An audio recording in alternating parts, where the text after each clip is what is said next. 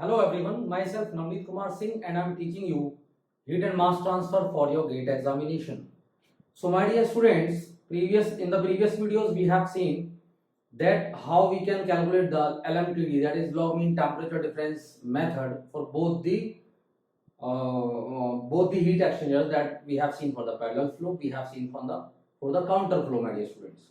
So in this video we will be discussing about the effectiveness NTU method, and that effectiveness NTU method is simple, my dear students, and less number of fundamentals are there. You will understand them, and only 2 to 3 formulas will carry you 2 to 3 marks in your GATE examination. So let us see what is your effectiveness NTU method.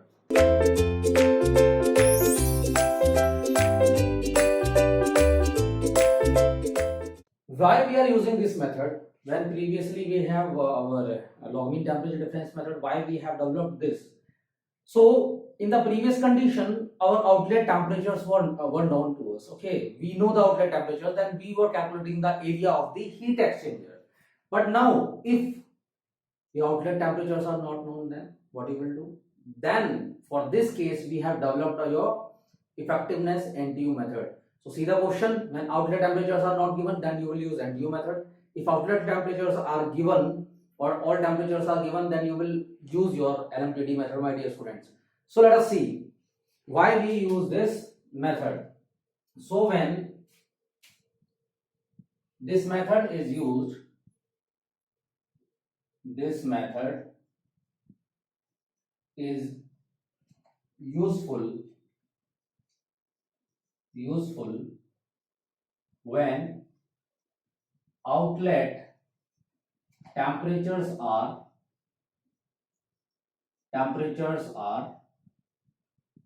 unknown. Okay, my dear students. So this method when we will use, we will use this method when outlet temperatures are unknown. And the second thing is and we are talking about the NTU method. Okay, then outlet temperatures of what? Outlet temperatures of the fluids, my dear students, of the fluid streams. So you have seen like this. If outlet temperatures are not known, then you will use this method. If some outlet temperatures are not known, you will use this method, my dear students. So let us see, my dear students. So now we know the effectiveness. What is your effectiveness? Let us see. So effectiveness we know. So effectiveness, first of all, we know. What is effectiveness? Can you tell me? Yes, sir, we know the effectiveness now because we have defined, we have seen the pins. So what is your effectiveness? First of all, we will talk about this. Effectiveness. So effectiveness can be defined as the ratio of actual heat transfer to the maximum possible heat transfer, my dear students. So what is effectiveness? It is defined as the ratio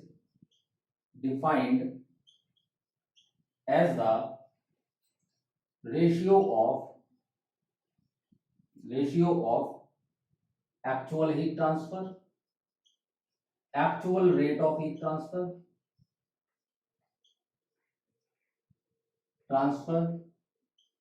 to the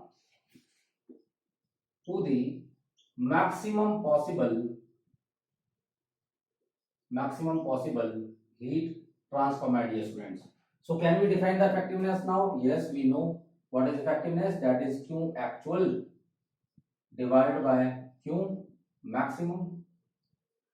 So my dear students, in the case of heat exchangers, you know the Q actual, that how much actual heat is flowing, you know that you can calculate by MCP delta T. But what will be the maximum heat transfer? How we can calculate this? That there will be, if one cold fluid is flowing, one hot fluid is flowing. Let us say if that is your hot fluid and another cold fluid is flowing. Let us say this is your cold fluid. Okay, and how we can calculate in between them that there will be maximum heat transfer. There will be maximum amount of heat transfer. Let us see. So maximum amount of heat transfer will occur. So that is your important note and that will be used. Now, maximum amount of heat transfer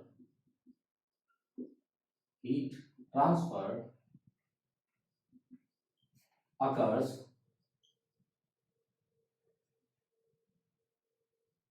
when one fluid undergoes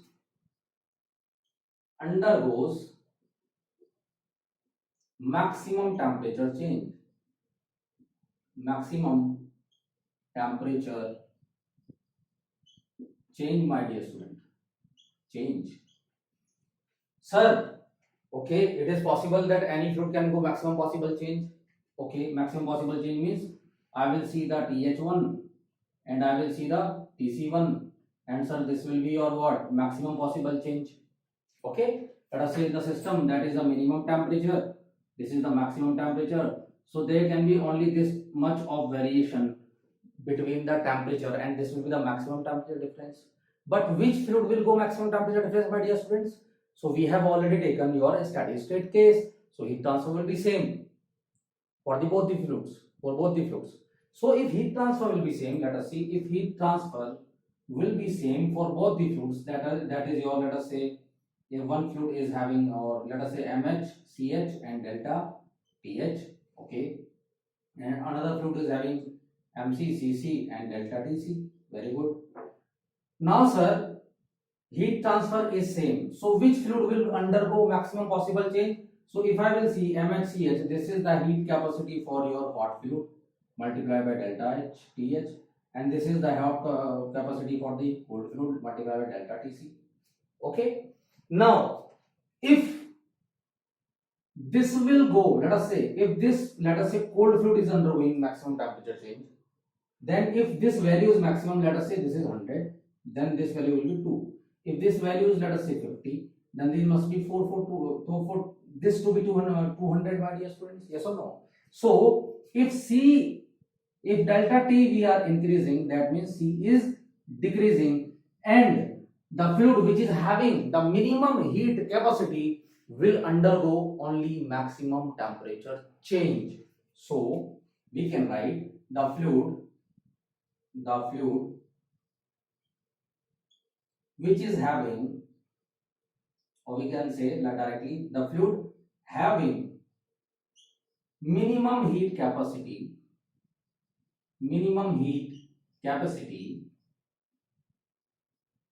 will undergo maximum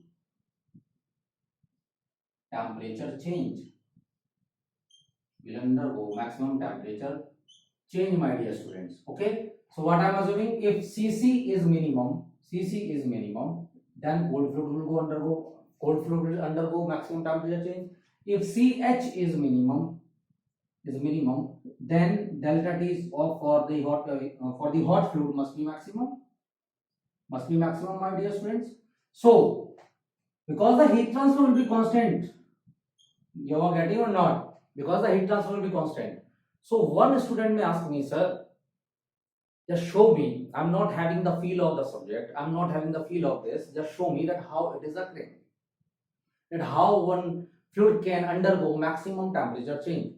So let us focus on the board, my dear students. You will understand it deeply. Let us take the case first.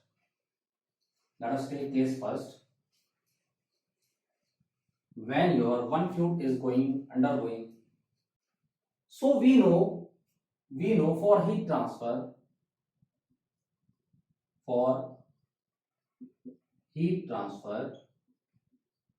in heat exchanger, that is H is Q lost is equal to. So if I will talk about the case first, let us take when cold fluid is undergoing maximum temperature change. My dear students. So when cold fluid is undergoing maximum temperature change, I am talking about only the cold fluid, my dear students. When cold fluid is undergoing maximum temperature change, then what will be the maximum heat transfer in this case? Can we calculate? Yes, we can calculate the maximum heat transfer, but how? We don't know the temperature now. Let us see. Let us focus on this concept because this is much important. Let us take the temperature profiles. That is temperature at this axis, and let us take length of heat exchanger X. That is length of heat HE in this direction, my dear students. Okay. Now along the length, temperature will be decreasing. Let us see. If I am taking that this is your TH1, so temperature of hot fluid will decrease, my dear students. Temperature of hot fluid will decrease. Let us take, I am taking TC1 this side, and let us take counter flow case. Most of the time it is used, counter flow. Okay. Now this is your TC1. So TC1 must be something like this. Something like this. You have seen this will be TC2. Yes or no? You have seen that TC1, this diagram will be like this. But how one fluid is undergoing maximum temperature change? So what will be the maximum temperature change? This is TH2. So TH2 minus TC1 will not be maximum temperature change. What is the maximum temperature change? This is the maximum temperature change, my dear student. That is the highest temperature in the heat exchanger. T maximum, delta T maximum. And this is the minimum temperature in the heat exchanger, my dear students. TC1. So if TC1, that is your cold fluid, will undergo maximum temperature change, what will happen? So it can go up to TH1 for maximum temperature change. Yes or no? Are you getting or not? Yes, my dear student. Now this fluid will undergo maximum temperature change when this TC1 will exit. That we have taken the length of the heat exchanger so long.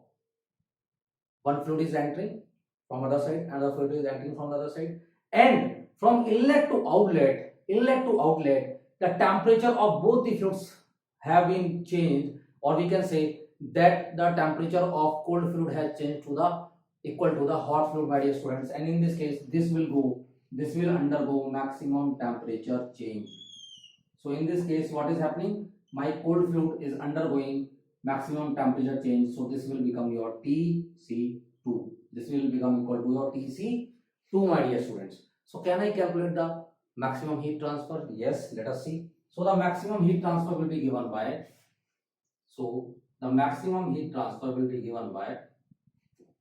cold fluid which is having heat capacity C minimum, because it is undergoing what? This is having CH, this is having C minimum. Why? It is undergoing maximum temperature change, so this will become what? C minimum, and this is going up to that we can write TC2 minus TC1, or as for maximum temperature change,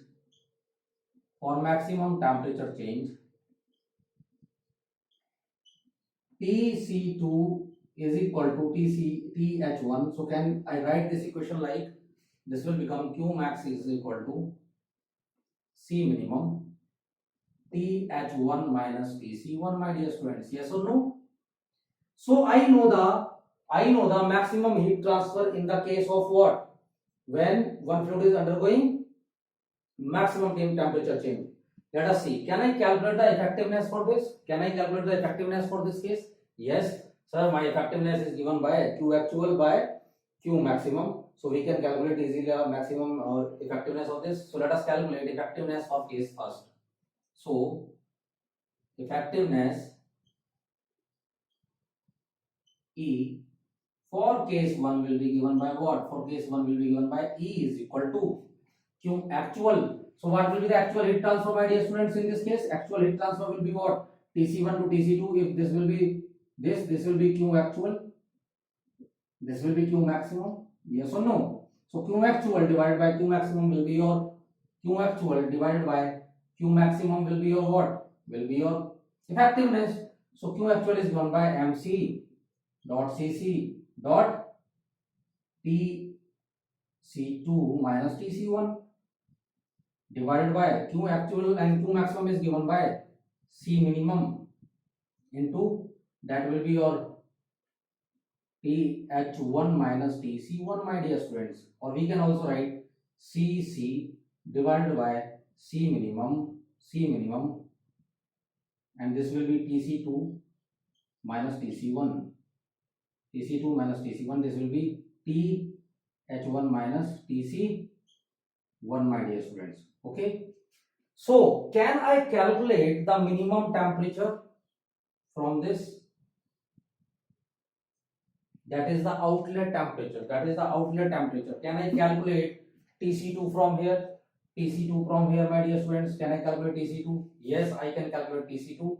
So your Tc2 in this case, when actual heat transfer is occurring, is this. So let us calculate this value, and this will become equal to, I will multiply with this equation, I will multiply with this, I will take this down, and then I will have this value. So your Tc2 will become equal to Tc1 plus E into C minimum divided by Cc, divided by, this will be divided by Cc into and this is Th1 minus Tc1. Th1 minus Tc1, my dear students. Okay, so this will be the outlet temperature. So we can calculate outlet temperature from this equation if we know the effectiveness of the heat exchanger, my dear students. So my outlet temperatures was not given that time, so I have calculated the outlet temperature for the cold fluid. Now let us see the second case, which is for the hot fluid, my dear students. Let us see the second case, which is for the hot fluid. So when your hot fluid is undergoing maximum temperature change, what will happen? Let us see the case second. So when hot fluid is undergoing maximum temperature change. Yes sir, we know now how temperature changes, and for hot fluid to go maximum temperature change, that Ch will be tends to C minimum, my dear students. So what will be the heat transfer? That is maximum heat transfer in this case. This will be given by C minimum into Th1 minus Tc1, or Th1 minus Th2, my dear students. Yes or no? Let us see. So when I am taking again a counter case, counter flow heat exchanger again, because it is maximum time it is used. So let us see. I am just taking this for your understanding, my dear students. Okay. Now the cold fluid is undergoing a temperature change. Yes, there will be a temperature change for the cold fluid, and let us say it will go from here to,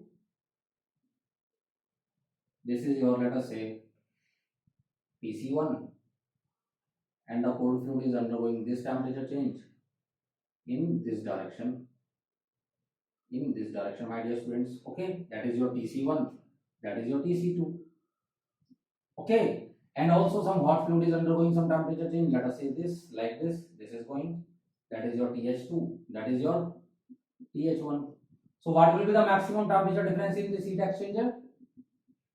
Again this will be the maximum temperature difference, Th1 minus Tc1, my dear students, delta T maximum. Or yes or no? Now let us see. So if hot fluid will reach to this temperature, that is Tc1, if hot fluid will reach to this temperature, that is Tc1, let us see, this is your Q actual for hot fluid. Okay, now the hot fluid is undergoing maximum temperature change, it will reach to Tc2. So this will be your Th2, my dear students, Th2. So this is your C minimum case, or Q maximum. So there will be maximum heat transfer and hot fluid will undergo maximum temperature change. This will be from Th1 to Tc1, my dear students. So what I can write here, I can write that Th2 is equal to Tc1, and this equation will become equal to what? C minimum, Th1 minus Tc1, Th1 minus Tc1. The same case I am getting. So what will be the effectiveness? What is the actual heat transfer in this case? We know, so this will be your MHCH, Th1 minus Th2. This will be your CH multiplied by TH1 minus TH2. So let us calculate the effectiveness. So the effectiveness will be given by that is E is equal to Q actual divided by Q maximum. That is heat transfer in the maximum heat transfer. So this will be given by TH1 minus TH2, my dear students. What is the maximum heat transfer? Maximum heat transfer is your C minimum TH1 minus TC1, my dear students. So let us take this equation second and I have this equation first.